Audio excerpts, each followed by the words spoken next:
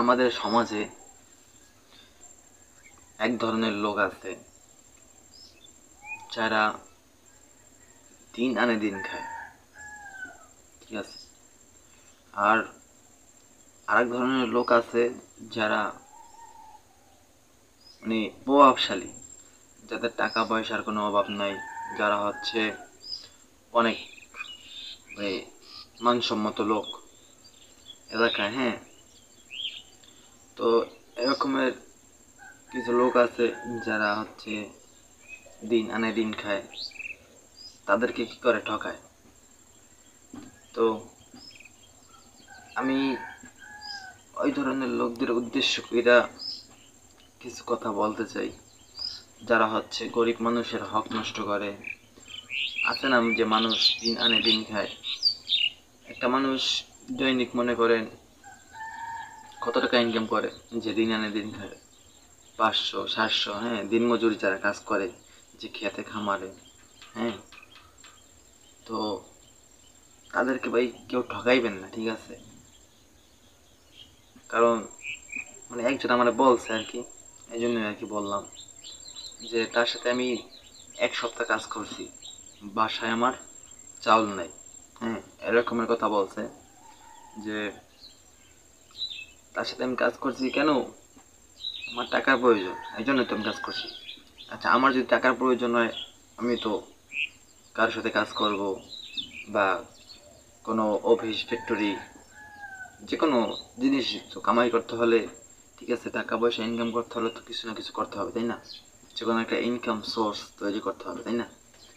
তো সে বলল যে আমি ভাই গরিব মানুষ, তাহলে আমি তার সাথে 1 সপ্তাহ যাবৎ কাজ করলাম, সে আমার টাকাটা আমারে বুঝাই দেবে না? আজকে 2 সপ্তাহ হয়ে গেছে, তারপর আমি তার কাছে টাকা চাইতে গেলাম, সে বলল দিব নে, কিছুদিন পরে দেই, সমস্যা কি তোমার? না, এরকম করলে কিন্তু মানুষ খুব কষ্ট পায়, যারা হচ্ছে খেতে খামারে কাজ করে। হ্যাঁ, তাদেরকে আমি উদ্দেশ্য করে বলবো যে আগে মালিক চিনিয়া তারপরে কাজ করতে যাবে। কারণ যদি আপনি যে হচ্ছে যে শেষরা এই সমাজে যে ত্রুটি করে, তাদের সাথে কাজ করতে চাইবেন না। যারা একটু মানসম্মত লোক, কাজ করবেন, আবার সবাই কিন্তু খারাপ না, ঠিক আছে।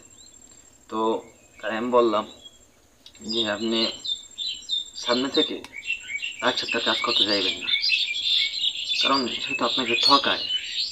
এই যে 2 সপ্তাহ হয়ে গেছে, তার টাকাটা দেয়নি, ওই টাকাটা কবে দেবে এটার কোনো নিশ্চয়তা কিন্তু নাই। তো গরিব মানুষকে ঠকানোটা কিন্তু ঠিক না। যাই হোক, আল্লাহ তাআলা সকলকে দিনের সহি বুঝ দান করুক। আমি আপনাদের সম্মুখে কিছু কথা তুলে ধরতে চাই, যে এই কথাগুলো সকলেরই শোনা দরকার, সকলের বোঝা দরকার, সকলের আমল করা দরকার এই কথাগুলো নিয়ে। যে আপনি একটা জিনিস করলেন, হ্যাঁ, অন্যকে দেখে, মানুষ আছে না যে দুনিয়ার ভিতরে লোভ করে, হ্যাঁ, এই লোভটা কিন্তু করা যাবে না। তার যতটুকু সামর্থ্য আছে, সে যতটুকু পারবে, ওইটা নিয়ে কিন্তু তার কি করা দরকার, থাকা দরকার। যে কোনো একটা জিনিসের একটা লিমিট থাকে, লিমিটটা ক্রস করলেই কিন্তু সমস্যা। তো বলতেছি, যারা আমরা দৈনন্দিন যে একটা কাজ করি, সকলেই তো, কেউ স্বর্ণের ব্যবসা করে, কেউ চাষটুলের দোকান দেয়, তারপর কেউ রেস্টুরেন্ট, হ্যাঁ, এরকম। তো দেখা গেছে একটা লোক গাড়ি কিনলো, তারপর সে চাইবে একটা বাড়ি করতে, বিল্ডিং, একটা বাড়ি করলো, তারপর চাইবে একটা গাড়ি কিনতে।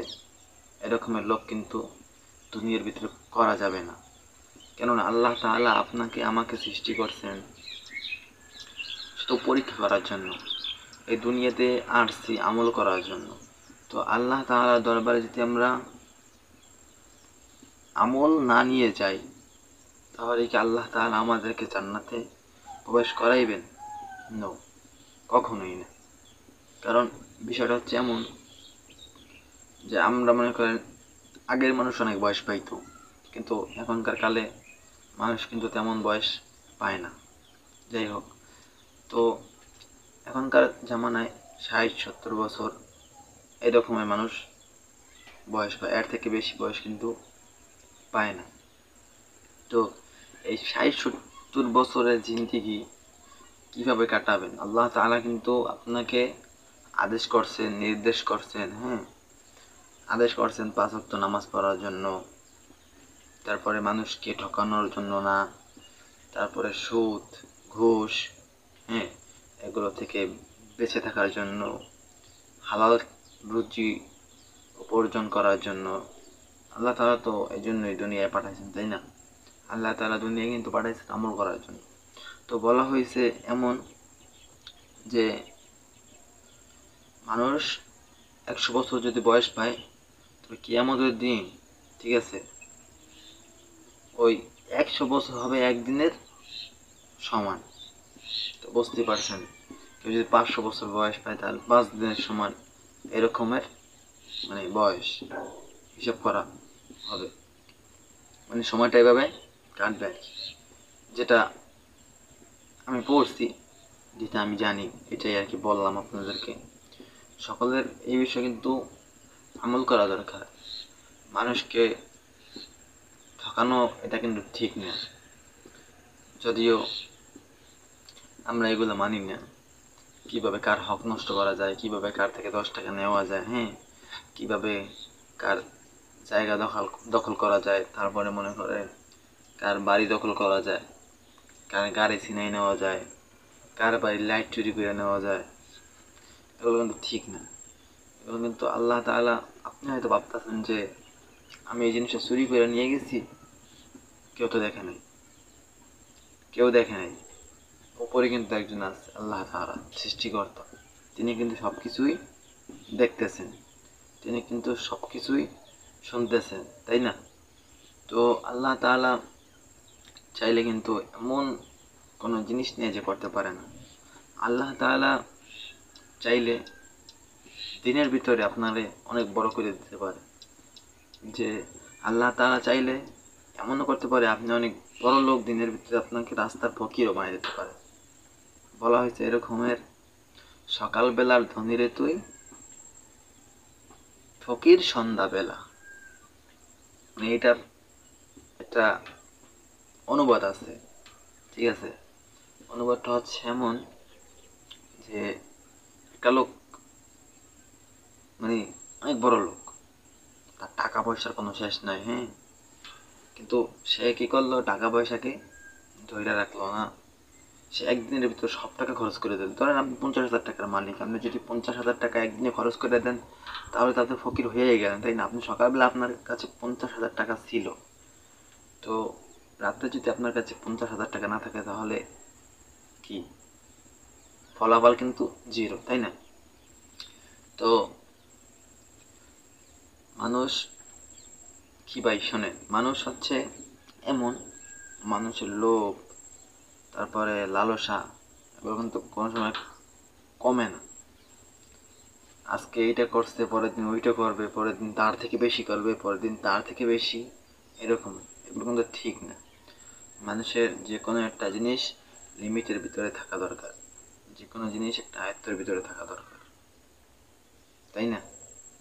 তো আল্লাহ তাআলা আপনাকে এবং আমাকে এগুলো বোঝার তৌফিক দান করুক, আমিন। আর ভিডিওটি যদি ভালো লেগে থাকে, অবশ্যই চ্যানেলটিকে সাবস্ক্রাইব করে পাশে থাকবেন, যাতে সবার আগে আপনি আমার এই ভিডিওগুলো দেখতে পারেন।